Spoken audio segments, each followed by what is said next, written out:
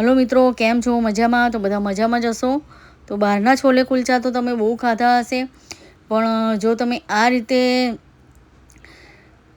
છોલે કુલચા બનાવશો ને, આજે હું છોલે નથી બનાવવાનો પણ કુલચા બનાવવાની છું. જેવા બહાર મળે તેવા જ કુલચા આજે બનીને તૈયાર થવાના છે. બહાર કેવા એકદમ વ્હાઈટ, સફેદ અને એકદમ જાળીદાર કુલચા મળે છે, તેવા જ કુલચા આજે આપણે ઘરે બનાવવાના છીએ. તો અહીંયા જો કુલચા બનાવવા માટે અહીંયા મેં સોજી લીધી છે. અને તમે જો આ રીતે કુલચા બનાવશો ને તો એકદમ તમે બહારના ખાતા હશો ને તેવા જ કુલચા બનીને અહીંયા તૈયાર થાય છે. તો અહીંયા મેં સોજી લીધી છે અને સોજીને પલાળવા માટે અહીંયા મેં છાશ લીધી છે. છાશની જગ્યાએ તમે દહીં પણ લઈ શકો છો. દહીં અને પાણીથી પણ સોજીને પલાળી શકો છો. તો હવે આપણે થોડું થોડું છાશ એડ કરીશું અને આ રીતે બેટરને મિક્સ કરતા જઈશું. આપણે થોડી થોડી છાશ એડ કરવાની છે અને આ રીતે મિક્સ કરતું જવાનું છે. બેટર આપણે બહુ પતલું નથી કરવાનું, આપણે આ બેટરને જાડું રાખવાનું છે. તો થોડું થોડું આપણે છાશ એડ કરતા જવાનું છે અને મિક્સ કરતા જવાનું છે.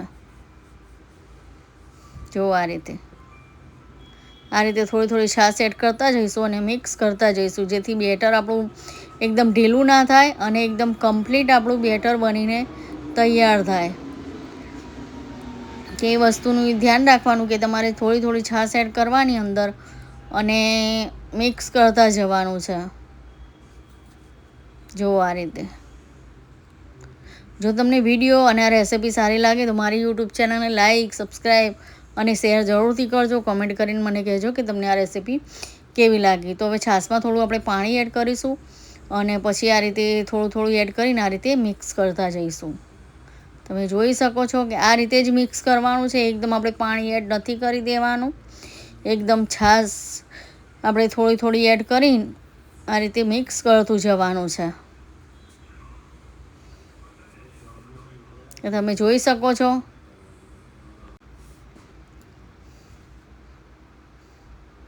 જે છે આ કુલચા બનાવવામાં બેટરનું જ છે. આપણે બેટર બનાવવામાં જ ધ્યાન રાખવાનું છે કે બેટર આપણું કમ્પ્લીટ અહીંયા બનવું જોઈએ, નકર આપણા કુલચા સારા એકદમ જાળીદાર નહીં તૈયાર થાય. આપણે જાળીદાર કુલચા બનાવવા માટે આપણે બેટરમાં બનાવતી વખત ખાસ ધ્યાન રાખવાની.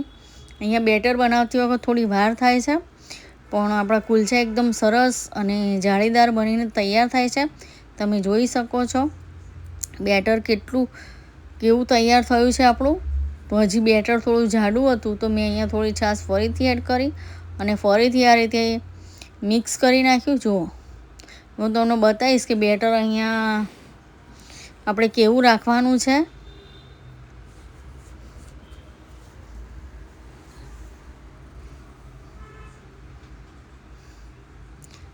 તમે જોઈ શકો છો આ રીતનું બેટર આપણે રાખવાનું છે. આપણે પતલું બેટર નથી કરવાનું, આ રીતે પડે ને તેવું બેટર આપણે અહીંયા જોઈએ છે. તમે જોઈ શકો છો કે આ રીતનું બેટર અહીંયા આપણે રાખવાનું છે. હવે આને આપણે ઢાંકીને મૂકી દેવાનું છે. 10-15 મિનિટ માટે આને ઢાંકીને મૂકી દઈશું, જેથી સોજી સરસ એકદમ ફૂલી જાય અને બેટર આપણું સરસ તૈયાર થઈ જાય. તો અહીંયા જુઓ સોજી સરસ ફૂલી ગઈ છે અને બેટર પણ આપણું સરસ જુઓ એકદમ જાડું થઈ ગયું છે. તમે જોઈ શકો છો આ રીતનું આપણે જાડું બેટર જોઈએ છે. એકદમ પતલું બેટર નથી કરવાનું, નકર એકદમ જાળીદાર કુલચા નહીં બને. તો અહીંયા જો મેં ઈનો લીધો છે તો આપણે ઈનો એડ કરીશું. આપણે આખો પેકેટ ઈનોનું એડ કરી દેવાનું છે, કેમ કે આપણે અહીંયા કુલચા એકદમ જાળીદાર બનાવવાના છીએ. હવે આપણે તેની ઉપર સહેજ પાણી એડ કરીશું અને પછી આ રીતે મિક્સ કરી દઈશું, એટલે જે સોજીનું બેટર છે એ સરસ ફૂલી જાય અને આપણા કુલચા એકદમ જાળીદાર બને. એટલે આપણે ઈનો એડ કરીને આ રીતે મિક્સ કરી દઈશું. જે છે બેટર બનાવવામાં જ ખાલી ધ્યાન રાખવાનું છે. તમે જો આ રીતે કમ્પ્લીટ બેટર બનાવશો ને તો કમ્પ્લીટ તમારા કુલચા બનીને તૈયાર થશે. જુઓ, અને તમારે એમને એમ પણ જો છોલે કુલચા ના ખાવાનું, તમે એમને એમ પણ બનાવીને આને ખાઓ ને લસણની ચટણી જોડે કે ટામેટા કેચઅપ જોડે નાસ્તો બનાવીને, તો પણ એકદમ સરસ લાગે છે. જો આ રીતે બનાવો તો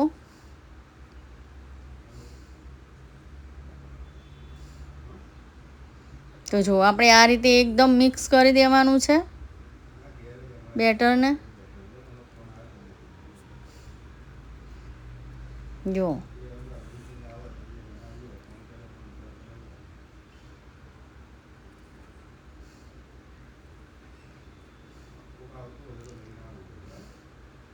એનો સેજ પણ એક બાજુ ના રહેવો જોઈએ. આપણે એકદમ આને મિક્સ કરવાનું છે. એકદમ આને આ રીતે મિક્સ કરતું જવાનું છે. જો જ્યાં સુધી બેટર એકદમ ફૂલી ના જાય ત્યાં સુધી આને મિક્સ કરવાનું છે. હવે આપણે તેમાં મીઠું એડ કરી દઈશું. સ્વાદ પ્રમાણે મીઠું એડ કરીશું અને પછી ફરીથી પણ મિક્સ કરી દઈશું. જેટલું આને બેટરને મિક્સ કરશો ને તેટલી જ હવા અંદર ભરાશે અને તેટલા જ કુલચા આપણા એકદમ જાળીદાર બનીને તૈયાર થશે. આ સમયે તમારે થોડું ખીરું ચાખી લેવાનું છે કે મીઠું બીઠું બરાબર છે કે નહીં. ને પછી આ રીતે એકદમ મિક્સ કરી દેવાનું છે. તો જો હવે સોજીનું ખીરું એકદમ તમે જોઈ શકો છો હવા અંદર ભરાઈ ગઈ છે. સરસ આપણું ખીરું બનીને તૈયાર છે. તો આપણે કુલચા બનાવી દઈશું. તો તવી ઉપર તેલ એડ કરીશું. આ રીતે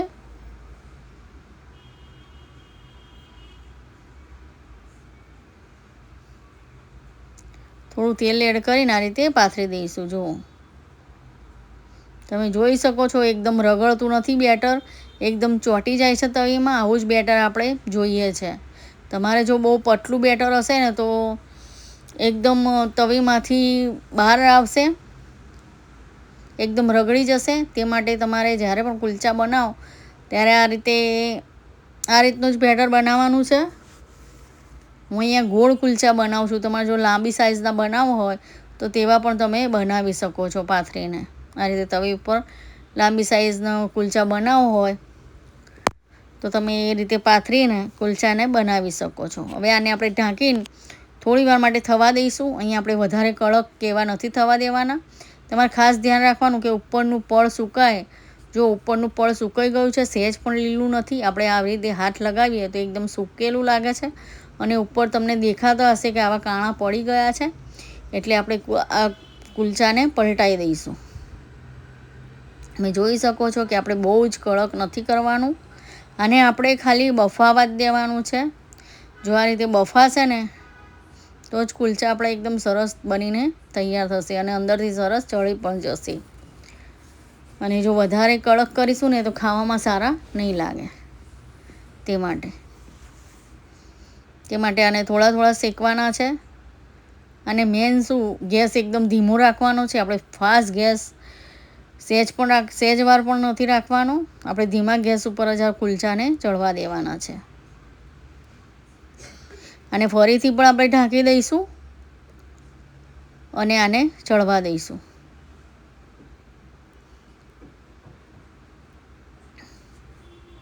ફરીથી આને આપણે ઢાંકી દઈશું અને એકદમ ગેસ ધીમો જ રાખવાનો છે. એકદમ ધીમા ગેસ ઉપર જ આને ચડવા દેવાનું છે. આપણે એવો ફાસ્ટ ગેસ નથી રાખવાનો. ફાસ્ટ ગેસ હશે તો બળી જશે અને અંદરથી કુલચો કાચો રહેશે. તે માટે એકદમ ધીમા ગેસ ઉપર જ આને ચડવા દેવાનું છે, બફાવા દેવાનું છે.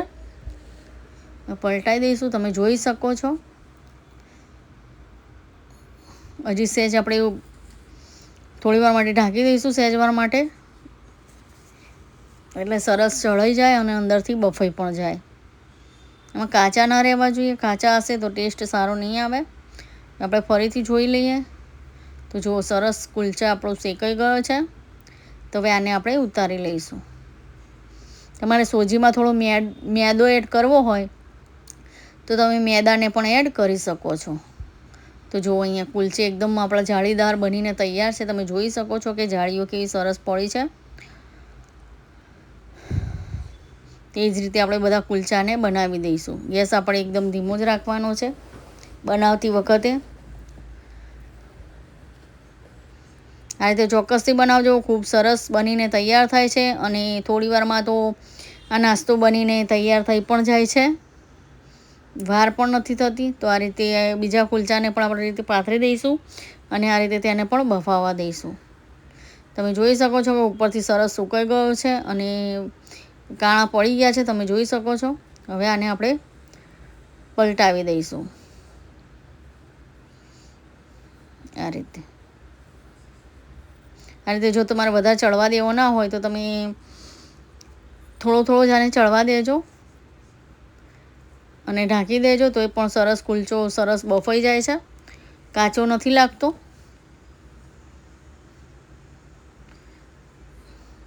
તો હવે આને પણ આપણે ઉતારી લઈશું. તો તમે જોઈ શકો છો એકદમ બહાર મળે તેવા જ અહીંયા છોલે ક્યાં કુલચે તૈયાર છે, તમે જોઈ શકો છો. અને એકદમ સરસ એકદમ કુલચે બનીને તૈયાર થયા છે. મેં અહીંયા થોડા જાડી સાઇઝના બનાવ્યા છે, કેમ કે બહાર જાડી સાઇઝના જ આ રીતે કુલચા મળે છે. તમારે પતલી સાઇઝના બનાવવા હોય તો પતલી સાઇઝના પણ બનાવી શકો છો, પણ આ રીતે કુલચા એકદમ જાડા બનાવશો ને તો એકદમ જાળીદાર અને સરસ બનીને તૈયાર થાય છે. તમે જોઈ શકો છો કે એકદમ જાળીદાર અહીંયા કુલચા બનીને તૈયાર છે. તો આ રીતે ચોક્કસથી બનાવજો અને ખાજો. ખૂબ સરસ કુલચા બનીને તૈયાર થાય છે. તો બધાને જય મા લક્ષ્મી અને જય શ્રી કૃષ્ણ. મળીશું બીજા વિડીયો.